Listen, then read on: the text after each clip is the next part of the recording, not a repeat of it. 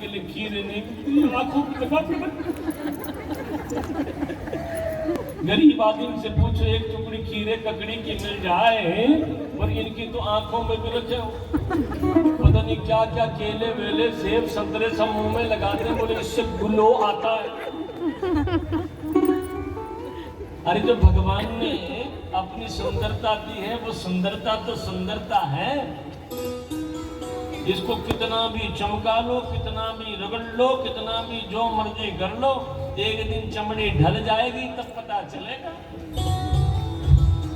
सेठ जी ने जाकर के कहा मुझसे, मैं बाहर जो है खड़ा रहा, पत्नी अंदर चली गई, आधा घंटा हो गया उस डेंटिंग पेंटिंग वाली के यहाँ से बाहर ही नहीं आया।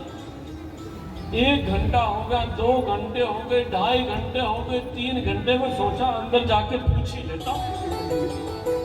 जैसे अंदर जाने के लिए तैयार हुआ, इतने में उस शीशे का गिलास होता है ना, वो जैसे खुला, एक औरत जो है वो बाहर आ रही। सेठ जी बोले, मैंने पूछा बहन जी मेरी पत्नी अंदर गई थी 3 घंटे के बाद। बोले दिमाग खराब हो गया, मैं ही तो। उसने बाल वाल सब अपने टेढ़े मेढ़े कर, ये तो भूलिया ही बदल देते हैं महाराज। मैं देखो अक्सर शादी विवाह में तो कहीं जाता नहीं हूं, पर कभी चले गए अकस्मात कई लोग आकर के प्रणाम करते हैं तो पता ही नहीं चलता कि कौन क्या है, और जब सुबह को मुंह धुलते हैं ना तो पता चलता है कि ओहो असली में ये थे। प्रेम से बोलो श्री राधे। सुखदेव भगवान कहते हैं, हे प्यारे परीक्षित, लेकिन पूतना कहीं डेंटिंग पेंटिंग वहीं गई। पूतना जो थी न महाराज, उसके पास मायावी शक्तियां हैं। पूतना के पास शक्तियां हैं, उनमें शक्ति से जो है, उसने पूतना के पास में बहुत सारी शक्तियां हैं। पूतना ने आकर के उस शक्ति के प्रभाव से बड़ी सुंदर सी स्त्री का रूप धारण किया और कंस से बोले, महाराज मैं अपने स्तनों में काल कूट विष लगा करके लेकर के जाऊंगी, और जितने भी 8-10 दिन में जो बच्चे पैदा हुए हैं ना, उन सबको मार दूंगी। कंस को लगा बात तो पते की है। सुखदेव भगवान कहते हैं, हे प्यारे परीक्षित, आज महाराज पूतना उठी और उठ करके पूतना जाने लगी।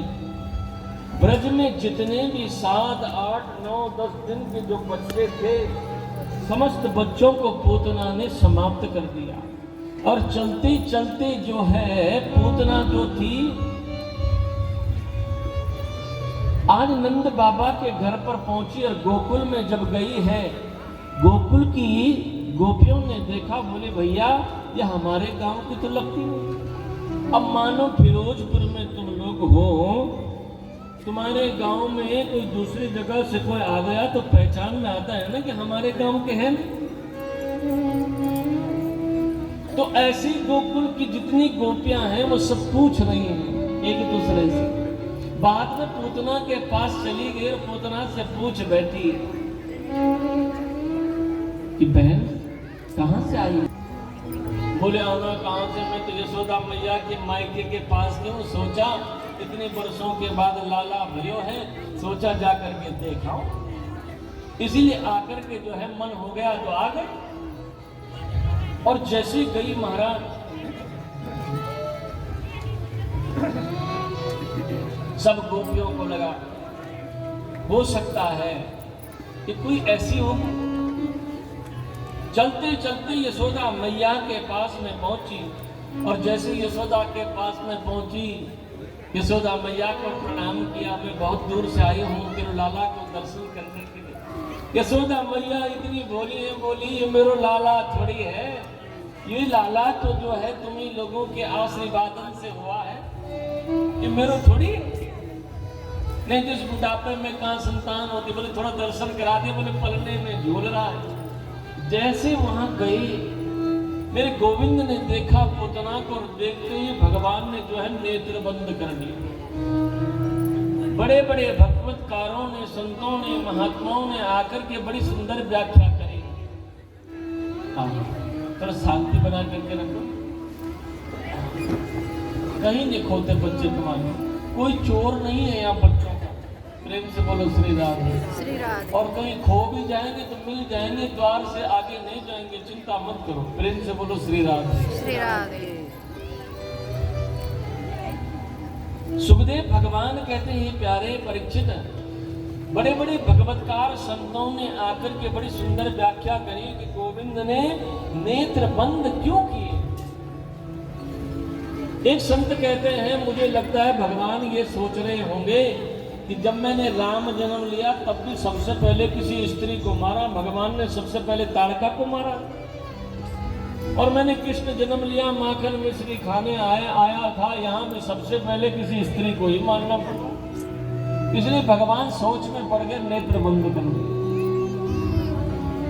एक संत कहते हैं, नहीं नहीं ऐसा नहीं है, मुझे तो ऐसा लगता है कि भगवान के एक नेत्र में सूर्य और एक में चंद्रमा है।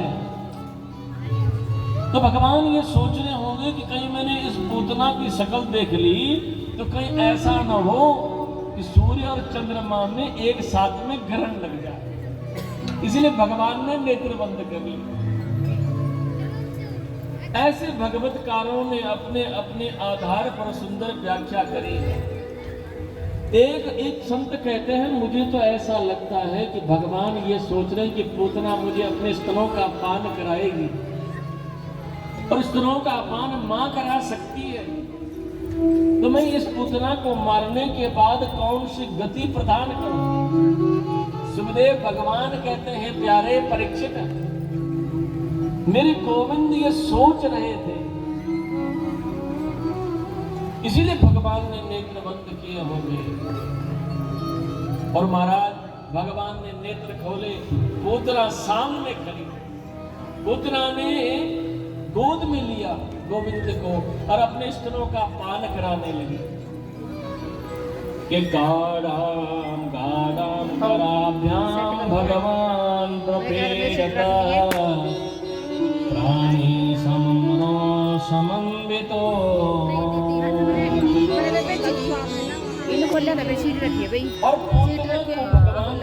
और जैसे मानो पूतना के स्रोत से पूतना के प्राण थे भगवान, उनको उसका कहना भी नहीं मानते आप सभी उसके साथ।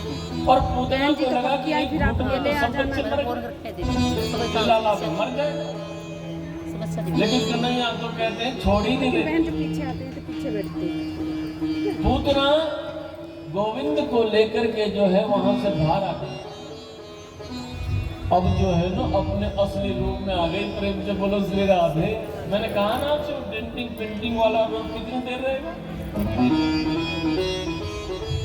किसामुं चमुं चालमिते प्रभासिनी बीजमाना खिलती वर्मणि विवेचने चरणों भुजो मोहो प्रविशन्न गाता क्षिपति नुरोधः। और भगवान उसके प्राणों को पीने लगे, पूतना छुड़ाने लगे।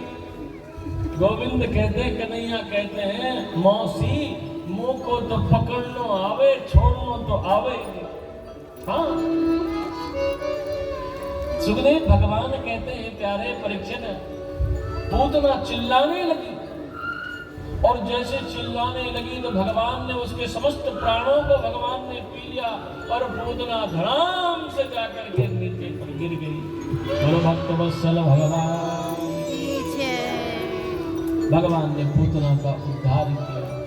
और जैसे पूतना गिरी ना, इस वक्त जो है नंद बाबा कर देने के लिए गए थे, कहाँ? मथुरा में कंस के यहाँ। वसुदेव जी से मिले, बधाई दी। वसुदेव जी बोले, भैया मुझको तो ऐसा लगता है कि तेरे लाला पर कोई संकट आने वाला है, तुम जल्दी जाओ। और जब यहाँ धड़ाम की आवाज आई ना, तो कहते हैं सारे बाल गोपी सखियां दौड़ने लगी, कोई चीज गिर गई है, क्या हो गया, देखा तो पूतना का बड़ा विशाल काय शरीर पड़ा हुआ है। एक बात बताऊं आपसे, ये पूतना कोई छोटी मोटी नहीं है। इस पूतना जब गिरी और मरी और पड़ी ना, तो 18 किलोमीटर के पेड़ जो थे वो चूर चूर हो गए, इतना विशाल काय शरीर। अब हिसाब लगाओ कि यहाँ से 18 किलोमीटर कहाँ तक होगा। मुझे लगता है यहाँ से काले आम से भी आगे होगा शायद 18 किलोमीटर। काले आम तक तो होगा। इतना विशाल काय शरीर, इतने पेड़ टूट गए। ये पूतना जो है नंद बाबा के लाला को चुरा करके लेके जा रहे और नंद बाबा के छोरे को चुरा करके लेके जा रही होगी। इतने में जाकर के आवाज आई होगी और डर करके जो है भागने लगी होकर पैर फिसला होगा और धड़ाम से नीचे गिरी होगी, पट्ट जाकर के सर लगा और फट जाकर के मर गई। हाँ, अब सोचो, एक बोला भैया एक बात बताऊं,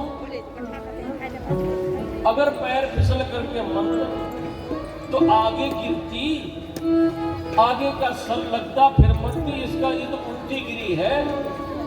एक बोला पीछे देख रही होगी कि कोई आए ना, इतने में अपना ही धक्का लगा होगा और पीछे की खोपड़ी लगी होगी और पट्ट करके और खट्ट करके मर गए। ग्वालों ने देखा तो यशोदा को लाला जो है वो कन्हैया जो था, पूतना के स्तनों में भगवान खेल रहे हैं। सुखदेव भगवान कहते हैं प्यारे परीक्षित, यशोदा मैया आई, सारी गोपियां आई, रोने लग गई और आकर के सीढ़ी लगा करके निकाला गया तो यशोदा मैया ने अपने हृदय से लगा दिया। अब सभी गोपियों ने जो है देखा कि कन्हैया को कहीं नजर न लग गई हो, इतनी बड़ी राक्षसी की छाया न लग गई हो। तो गोपियों में से सबसे बूढ़ी जो गोपी है ना, उसका नाम है पूर्णमासी पुरोहितम। अब सबसे बूढ़ी गोपी को बुलाया गया और फिर तो महाराज कहना ही क्या है, माताओं का तो अपना ही पुराण शुरू हो जाता है। प्रेम से बोलो श्री राधे।